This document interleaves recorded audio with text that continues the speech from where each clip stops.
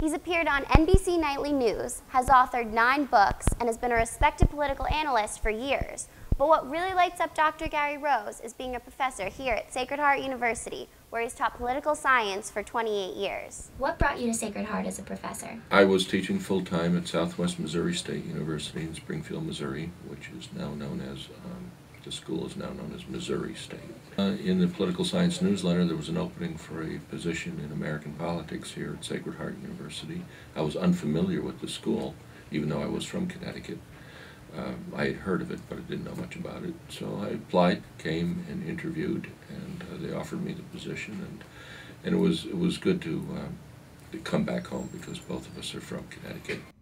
Rose said that politics is something that's always been prevalent in his family, but there was one event that really sparked his interest. There was a turning point in my life which contributed to even more interest.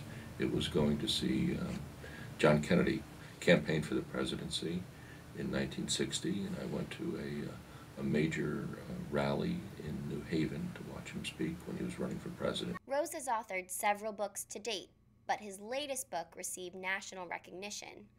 Your book is on the National Association of Scholars list of recommended college reading. Is this a book you have your college students read? Yeah, my students do use it.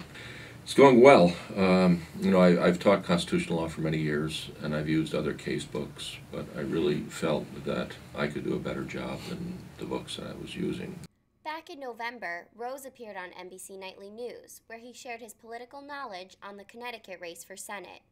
The civility is probably going to break down even further in the next several weeks, and who knows what kind of ads they have in store. How do you feel about being able to comment on this timely and significant election in the media? Well, you have to really bring your A game, you know, to these interviews, and it's I work very hard at, and it's an enjoyable event, but at the same time, you want to make sure that you're saying something that is both informative and objective. And I'm glad I can do it for the university. I think it helps, you know, the school to see, like you say, the name Sacred Heart University up there.